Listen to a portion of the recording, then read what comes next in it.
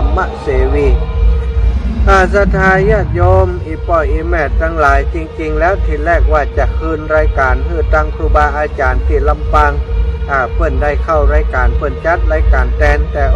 หัวค่ำยามแรงแล้วติดต่อไปหาไผก่อมได้คนนั้นคนนี้ก็บ่ว่างเนาะก็เลยจำเป็นยืดเวลาเปิดเพลงไปรอคือศรัทธาญาติโยมรอก่อนเสียเวลาไปหลายนาทีแต่ก็คิดว่าศรัทธาญาติโยมได้ฟังเพลงจุใจเพลงธรรมะฟังเพลงดอกบัวฟังเพลงเพื่อนใจเนาะธรรมะเพื่อนใจฟังเพลงตื่นเทินทุกท่านฟังเพลงใส่บาตรรับอรุณก็คงเป็นที่ถูกอกถูกใจของศรัทธาญาติโยมแฟนรายการของอาตมาภาพเนาะก็เป็นเพลงธรรมะเนื้อได้เนื้อหาสาระเป็นสาระธรรมฟังไปตัวศรัทธาญาติโยมทั้งหลายเฮาพบปะกันวัน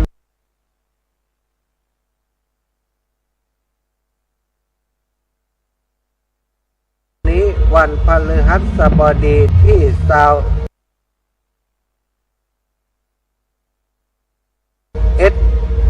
เดือนธันวาศักราชพระพุทธาได้2566พระวาสาเท่ากับว่าพระพุทธองค์พระพุทธเจ้าของเฮา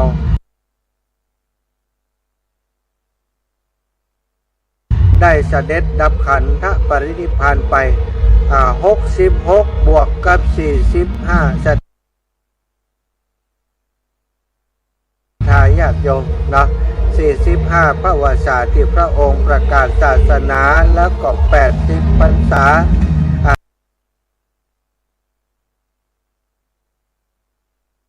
ที่พระองค์ทรงเสด็จอุบัติขึ้นในโลกนี้นะเป็นพระโพธิสัตว์เป็นเจ้าชายแล้วก็ตรัสรู้นับย้อนไปศรัทธาญาติโยมอีพ่ออีแม่ทั้งหลายไปบัดมักจะใจเสมอเวลาได้แสดงธรรมหรือว่าปรารภกับภิกษุทั้งหลายที่เข้าเฝ้าพระองค์หรือว่าอุบาสกอุบาสิกาทั้งหลายโดยเฉพาะไปเจอคนที่บักขยันหมั่นเพียรในการประพฤติวัดปฏิบัติธรรมพระองค์ก็จะตักเตือนเสมอว่าขณะนี้เธอทั้งหลายเหมือนกับไฟลุกโผล่อยู่บนน้ำเธอทั้งหลายยังบ่รีบขวนขวายในการหาน้ำอย่างมาดับไฟที่มันลุกอยู่ได้โชดช่วงอยู่นั้นคือมันดับลงหรือธรรมของเฮาตถาคตคือธรรมเพื่อจะดับไฟบนศีรษะของท่านทั้งหลายท่านทั้งหลายจงประกอบความเพียรเพื่อ จะให้ตัวของท่านตัวของเขานั้นบรรลุธรรมพ้นจากการบังคับบัญชาของกิเลสตัณหาทั้งหลายศรัทธาอีป่ออีแม่ทั้งหลายพระองค์ได้ตรัสเตือนมา2,500 ปีแล้ว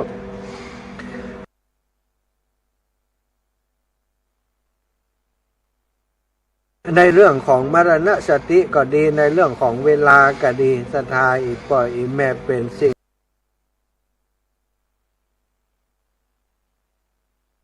ที่สำคัญ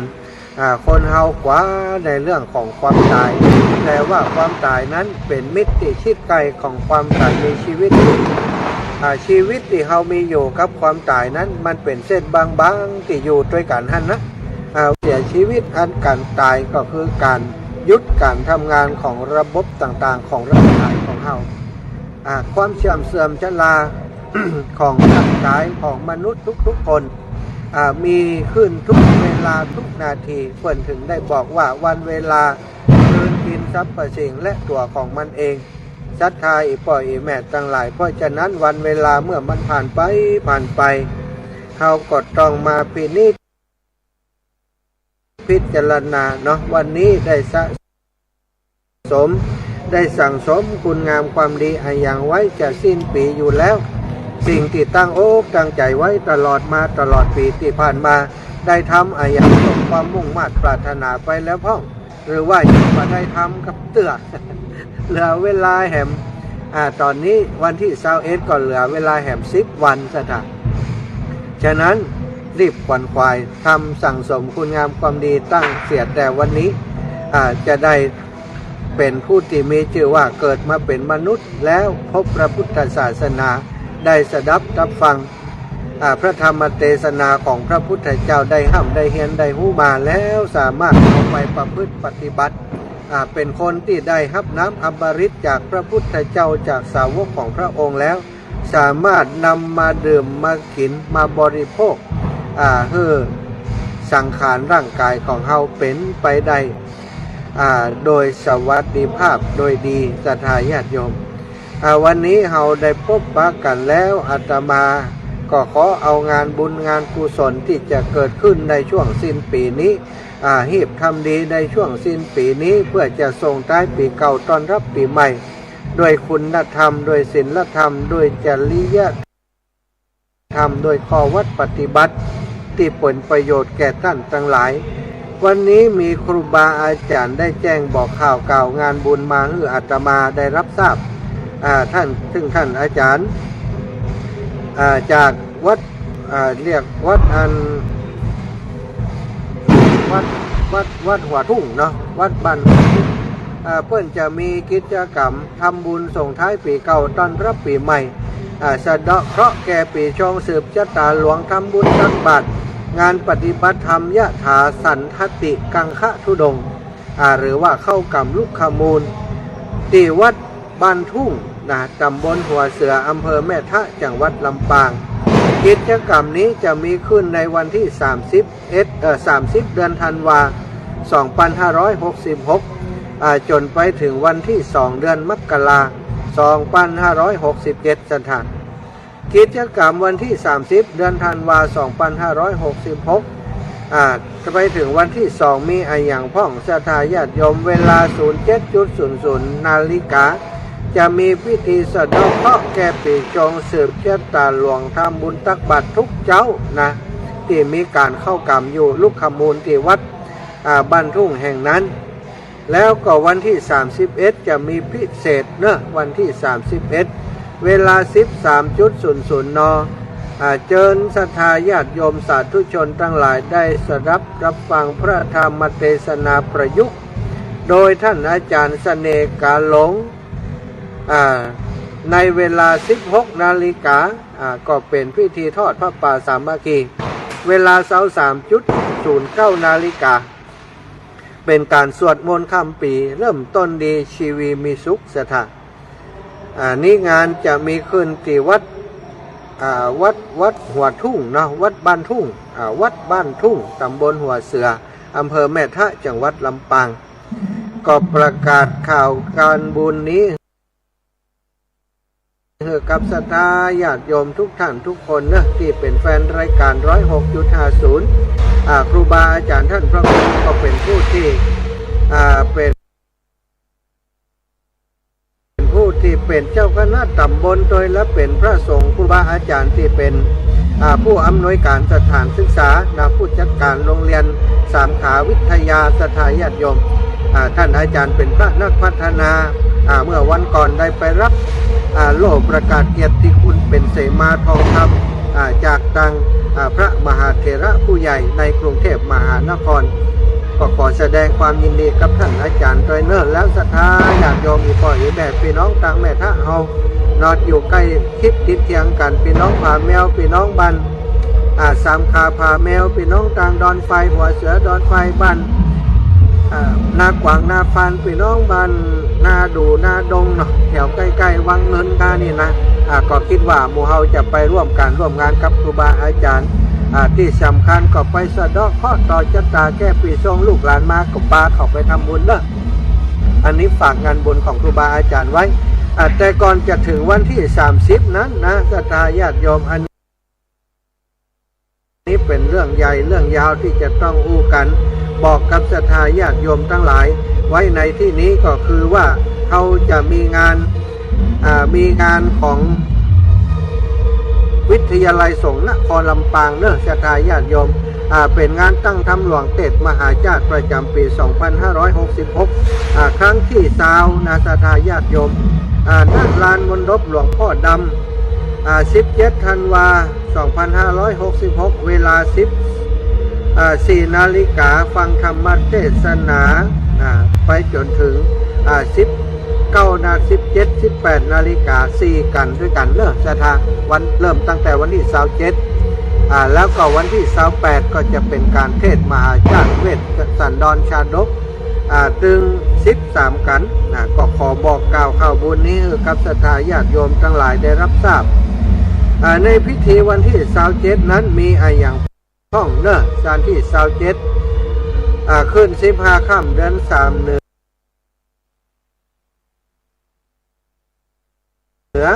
เริ่มตั้งแต่ตอนเจ้าจะมีพิธีอาราธนาพระอุปคุตจากแม่น้ำวันตรงข้ามกับวัดเชียงไฮเข้าสู่มณฑลพิธีและพิธีขึ้นเต้าถึง4ณมณฑปหลวงพ่อดำนี่ขั้นตอนที่1แล้ว10 นาฬิกาเมื่อมาถึงเรียบร้อยแล้วพิธีอัญเชิญพระอุปคุตเรียบร้อยแล้วก็จะเป็นพิธีขอขมาและอาราธนาพระธรรมออกจากหีบพระธรรมศรัทธาญาติโยมเสร็จจากนั้นเนาะขั้นตอน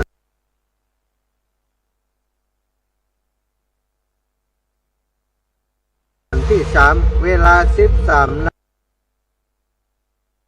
นาฬิกาก็เป็นพิธีเปิดงานตั้งธรรมหลวงเวียงหลักกรหรือว่าเทศมหาชาติของจังหวัดลำปางครั้งที่20ใครจะมาเป็นประธานนั้นเดี๋ยวก็รอฟังรายละเอียดจากครูบาอาจารย์แห่งกรรมเนอะศรัทธาญาติโยมแล้ว14 นาฬิกาเป็นการเริ่มแสดงพระธรรมแสดงพระธรรมเทศนามาลัยปลาย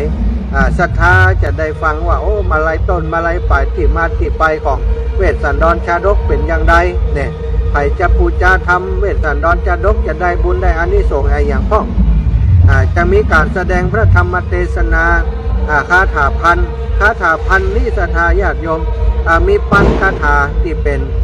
เกี่ยวกับเวสสันดรชาดกนี่ผลจะเอามาเทศเป็นบาลีล้วนเลยนะพระสงฆ์ที่จะเทศต้องเก่ง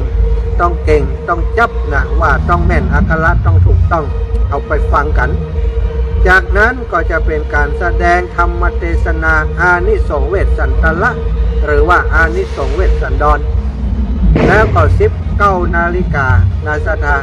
จะเป็นพิธีกวนเข้าทิพย์นี่19 นาฬิกากวนเข้าทิพย์เสร็จแล้วก็จะได้พักผ่อนสำหรับคืนวันที่27จากนั้นก็เป็นวันที่28ศรัทธาญาติโยมเท่าแก่อีพ่ออีแม่ทั้งหลายนี่อย่างพ้องจะลำดับมือฟังวันที่28 ธันวาคม 2566แฮม1 ค่ำเดือน3เหนือก็จะเริ่มเทศตั้งแต่กันทศพรกันที่1เนอะศรัทธาญาติโยม19 คาถาเริ่มตั้งแต่เวลา7 นาฬิกา 30 นาทีเป็นต้นไปเป็นคนที่มีชะตาวันปีเกิดปีชวดคนเกิดปีชวดนี้เปิ่นไว้พระธาตุจอมทองติดเชียงใหม่ผู้แสดงพระธรรมเทศนาปีชวดก็ได้แก่พระอธิการชัดดนัยปฏิญญาเมธีเนอะ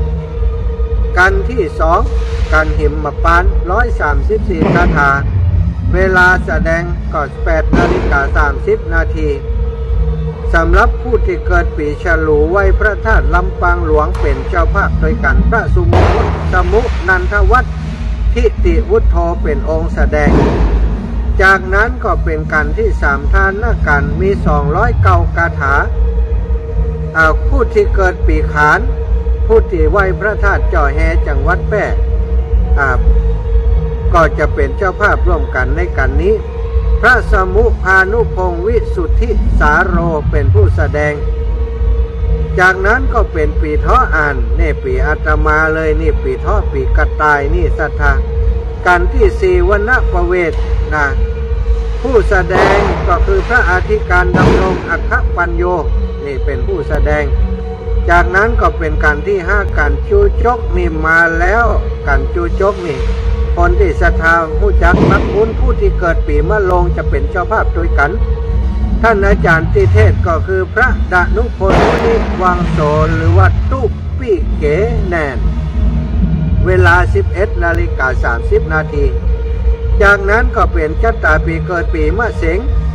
ผู้ที่ปีมะเสงไหว้พระธาตุเจดีย์พุทธคยาวัดอนาลโยจังหวัดพะเยาผู้แสดงพระธรรมเทศนาก็คือท่านเสน่ห์กาหลงหรือว่าพระอธิการเสวตปัญญาวชิโร เทศในเวลา 12:30 นาทีชื่อกันว่ากันจุลพล35 คาถาจากนั้นก็เป็นกันที่7เลิศศรัทธาญาติโยมกันที่6แล้วไปกันที่7ก็คือมหาปนอันนี้แสดงโดยพระอาจารย์ธนพลพิมพสิริจากนั้นก็เป็นกันที่8กันกุมารบัน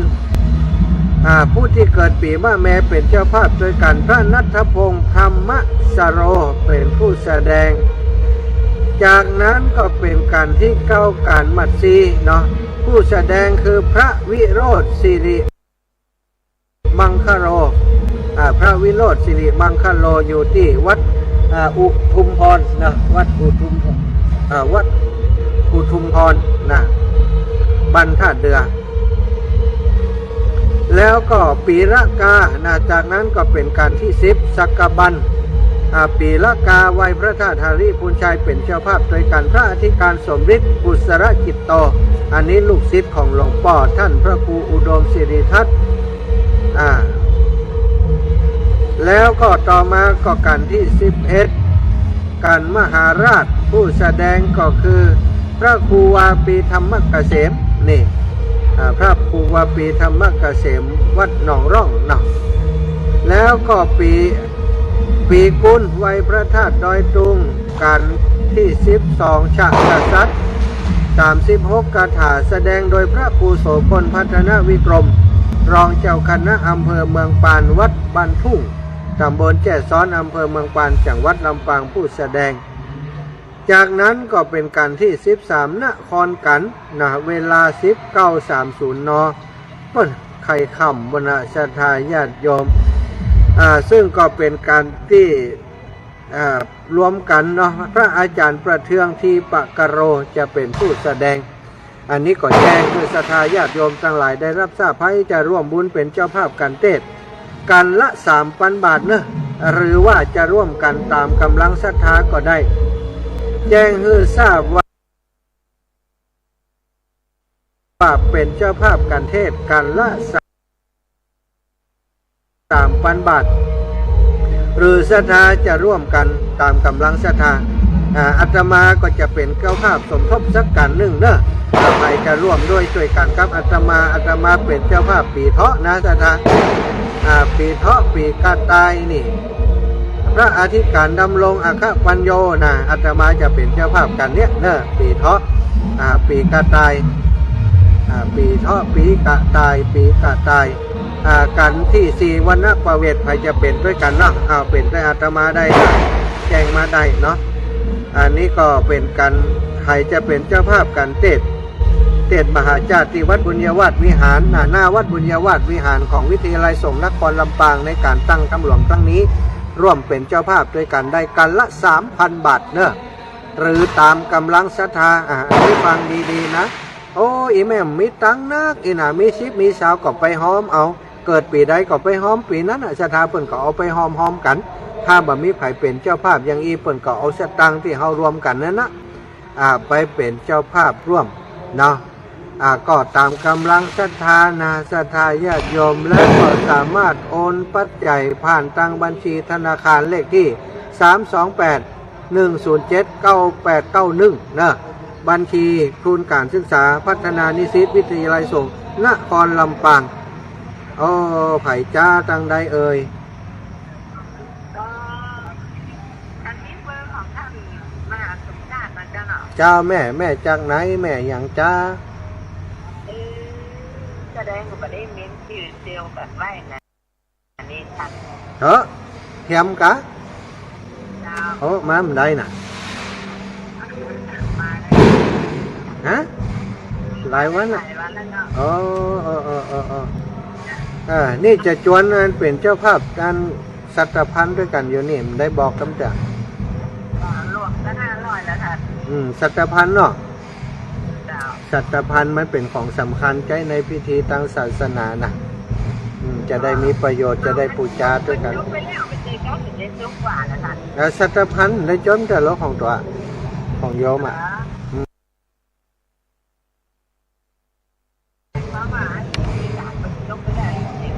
จบหยังวิธีการไหน เดี๋ยววายวันละว่ามันนั่นเรียบร้อยแล้วเดี๋ยวมันเป็นพิเศษที่ไหนก็บ่ฮู้อีหล่ะได้ยินบ้างสัตพันธ์นี้จะซื้อถวายวัดบรรพตสถิตถวายมุทิตาท่านอาจารย์พระมหานพดลสุวรรณเมธีในวันที่26นี้ราคา 13,590 นะบัดเดี๋ยวนี้ก็ศรัทธาญาติโยมไผ่ไข่หอมกับเปิดโอกาสให้เปิดหอมอีกนะแล้วก็อันการเทศเขาก็หอมด้วยกันนะปีทอดด้วยกันนะเชียววันเชียวเดือนเชียวปีเขาหอมด้วยกันเป็นเจ้าภาพด้วยกันที่ทานศีลนั่นแหละอันเดียวกันอย่างเจ้าเจ้าเจ้ากะลาคนเกิงฮักใส่กันเนาะ3,000ฮักเกิงกันเนาะฮักใส่กันเลยเอาไว้จะคนที่คอด้วยกันฮะไม่ได้ต้องมั่นใจไว้ก่อนกันเตรียมมีคนอื่นหรอกเดี๋ยวจะมีเปิดที่หัวสาธุ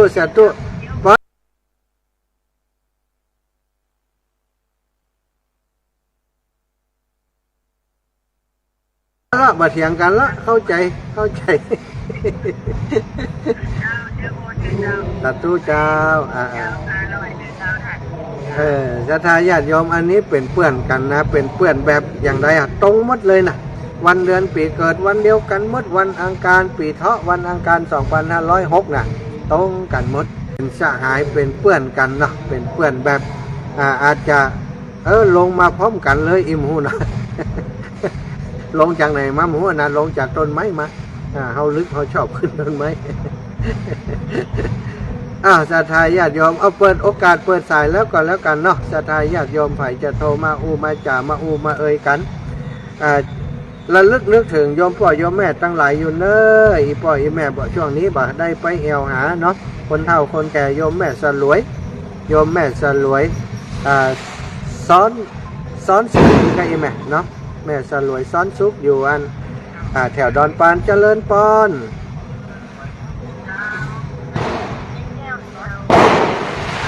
เจ้าแม่อยู่บ้านแม่เลี้ยงเนาะแม่เลี้ยงห้าง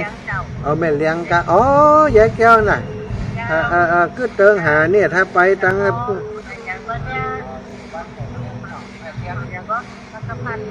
สัตพันธ์นี่แม่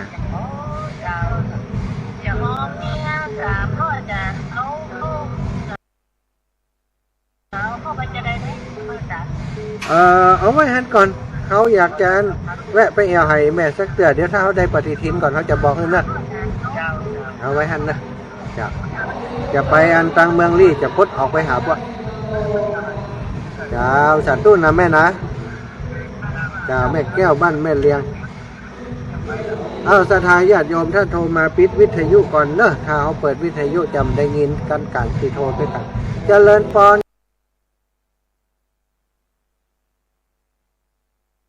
โยมแม่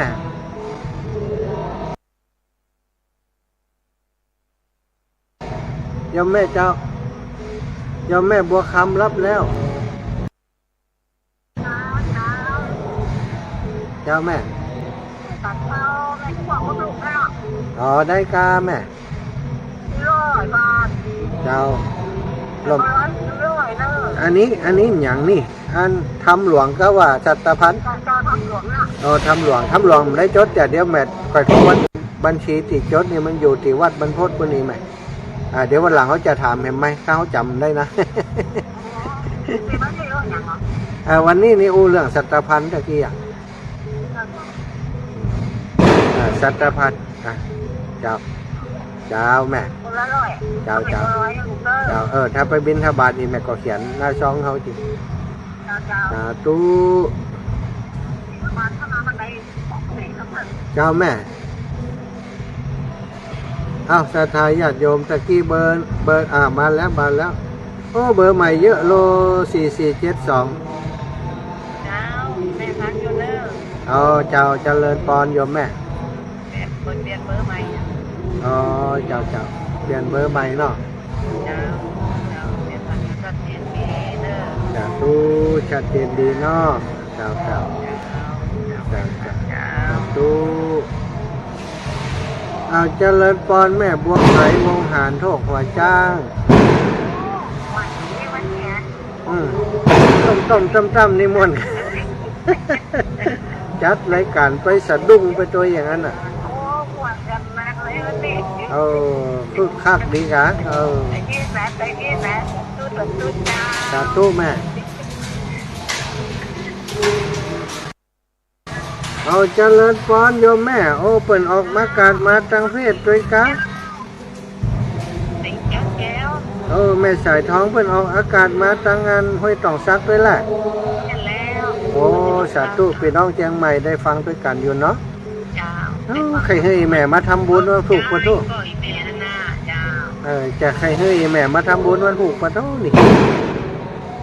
ไม่ไปแน่นี่ก็จ่ายแต่ตอน มีไผ่มาส่ง ไปเนี่ย นั่นน่ะมีไผ่มาส่งเนี่ยเป็นอย่างตู้จะทำแทนอีแม่เด้อ เจ้าที่นั่นก็หอมนั่นก็เป็นกำเนิดที่อาหารนะ เจ้าอีแม่หอมมือแม่แล้วหอมมือแม่เรียบร้อยเจ้าอีแม่สาธุเจริญพรแม่สายทองบ้านหงหลับปูนแม่ลุนเตยาอีแม่อู้ดังแหมน้อยงานวันที่เราได้ก็ฉลองพระธาตุเจ้าเก่าเนาะ เก่าจัง เป็นน้องกระบานไกลเรือนเคียงเนอะบ้านหาดปูได้เปิ่นจะฉลองพระธาตุวันที่29ดาวันใดวันที่29มีซอวันที่30ก็จะเป็นวันตานเนาะ จากเจ้าที่มีพันธุ์ลงมาขวัญใหญ่ โอ้ดีกันนักก็แม่ 5 องค์ละลูกจาก โอ้ดีกะทำบุญเปิ่นมาทุดงเอาบุญด้วยเปิ่นเนอะบัดใจ อาจารย์สมชาติอยู่เชียงใหม่อยู่อาจารย์สมชาติไปตนเดียวปกลกอ่ะ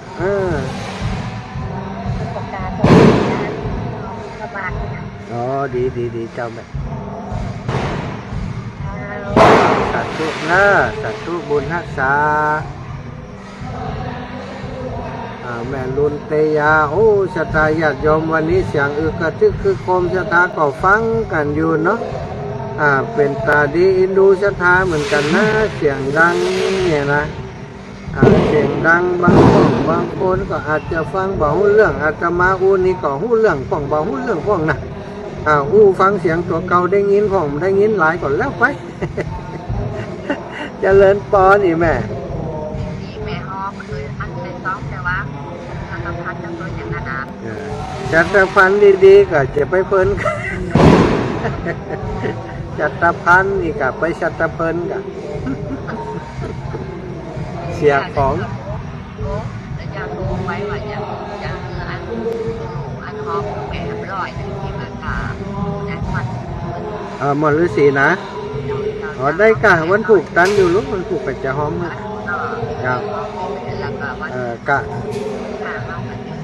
เจ้ากะอาหารวัดม่อนฤาษีอีก100 บาทเนาะบุญรักษาแม่เนอะแม่โยมแม่นิตยาปินตาคำแม่น้อยท่าโทกเจริญปอนแม่พักอยู่ว่าเด็กมันหวนเนี่ยโอ้วันนี้ม่วนใจมาลังขึ้นฟ้าขึ้นฝนกันหวนนี่สู้วันนี้แม่จะขโมยธนาคารเหมือนกันเนาะม่วนเนาะเป็นม่วนเนาะวันนี้เนาะเสียงสาธุบุญรักษาให้แม่อยู่ดีมีสุขเนาะเจ้าเขากลับไปหอมเล็กเจ้าสาธุเจริญปอนแม่สีทรปลาภัย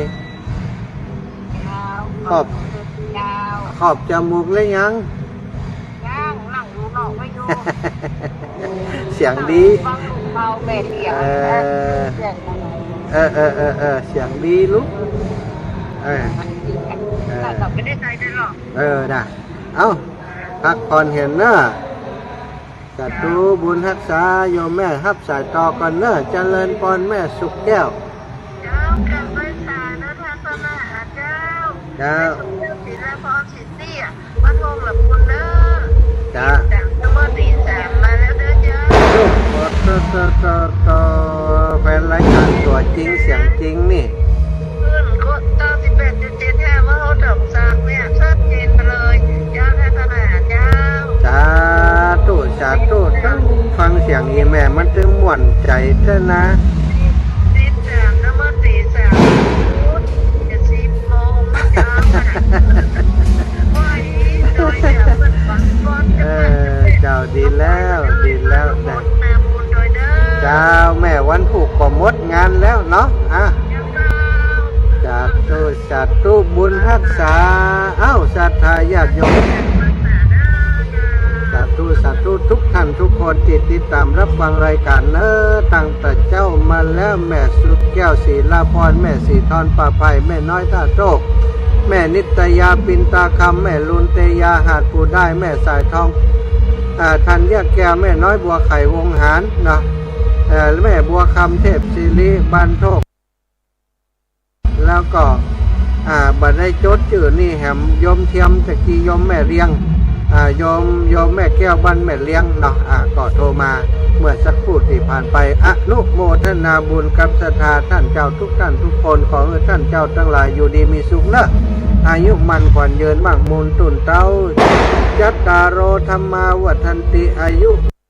วันโนสุขังพลัง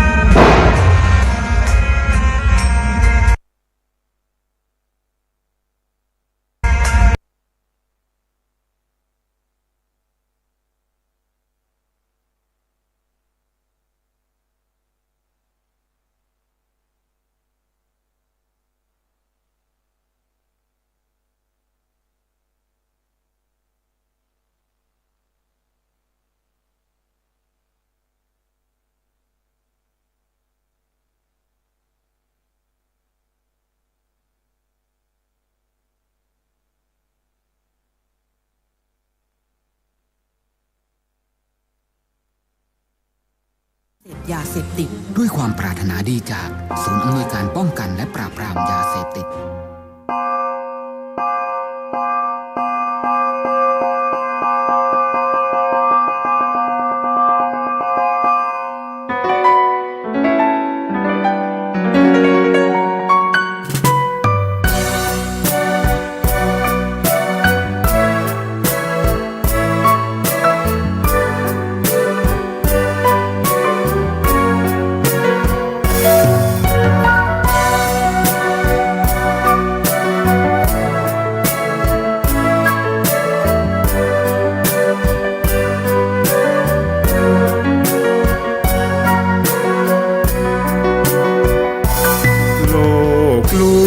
ชวนให้คิดอนิจจังทุกสิ่งไม่ยั่งยืนจีรังย่อมผุพังตามกาลเวลาจะฝืนให้ยั่งยืนจนสิ้นโลกาอย่าได้หวังดังปรารถนาองค์พระพุทธาท่านตรัสสอนไว้เกิดแล้วคงไม่แคล้วต้องชราแก่อาคราวแก่สมปัญญาทั่วภารามีโถมไปเจ็บทุกข์ย่อมเวียนวนมีพ้นใครๆสัตว์โลกล้วนรู้แน่แก่ใจเกิดแก่เจ็บตายหลีกไปไม่พ้นใครหลงคิดหลงผิดอัตตาว่าใจแจ้งกมลแม้นใครปลงได้คงสุขล้นชีวิตมีมองมนเกิดมาเป็นคนสมบูรณ์ดับหายเพียงร่างกายไว้ชีวาแต่กุศลผลกรรมทำมาย่อมแปลงค่ากลายเป็นทุนส่งผลให้ทุกคนเวียนวนไม่สูญ สุขและทุกข์เป็นไปตามทุนที่พวกคุณได้ก่อทำมา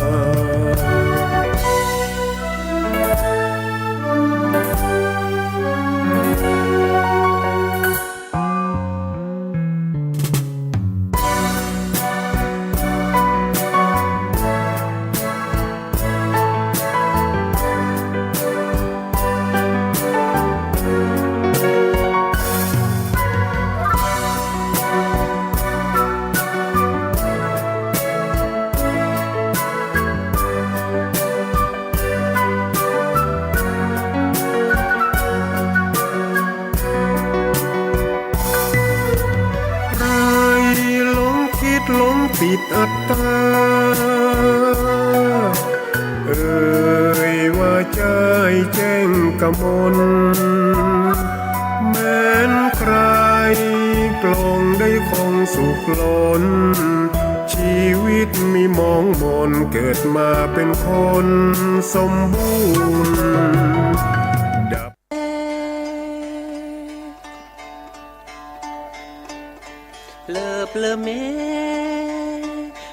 เลอเมที่เต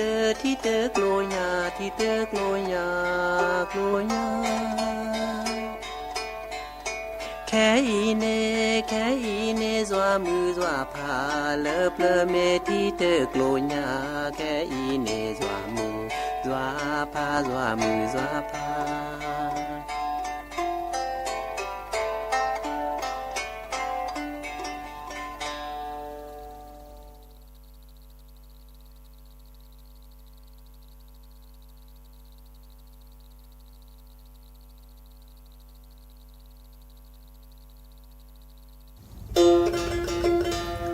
พอเลอสิซูจอเกิดแด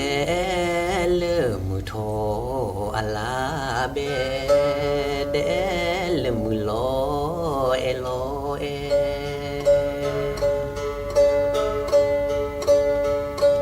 พอเลอจอดีจอกว่า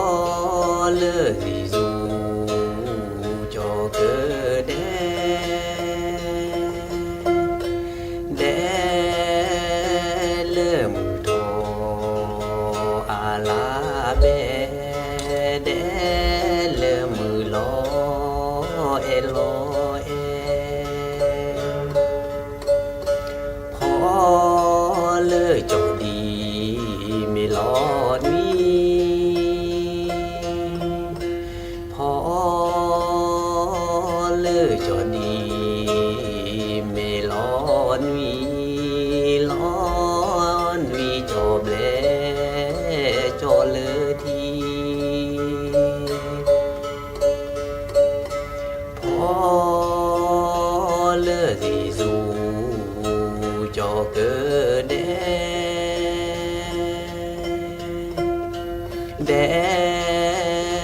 เลอมือทออาลาเบแดเลอมือลอเซลอเซ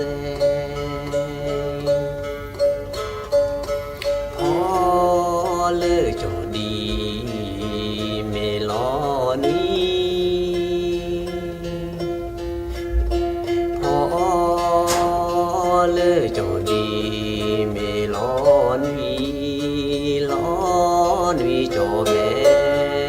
จอเลยดี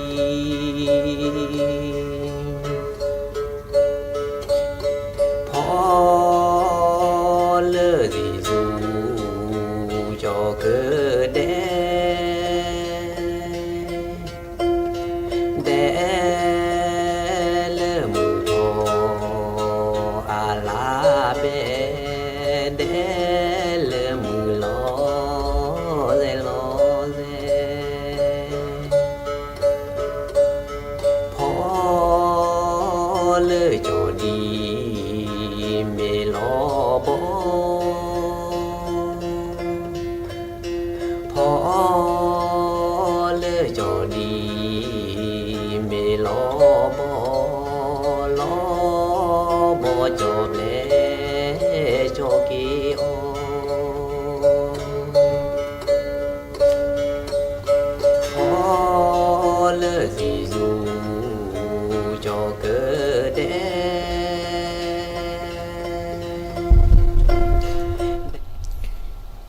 ตุลกเจอเสตาโอมือตาโอคือตาเบมือสะพรีตาโอโจเคลตุเลปือแวมือปฏิปีพือเลกนาดอตาโสตาเซบาคาตาโสตาซอหิตเลจิโปขอโพเลสถานีวิทยุก็ลือหลอกโคกทีมุเจคีเวกิเมตาจึกต่อมือนาคอเตินนาญาอีตาจึกต่อเลินตาเตินนิญาอีนาญาอีแต่มือลุยนี้ละนิญาได้ละ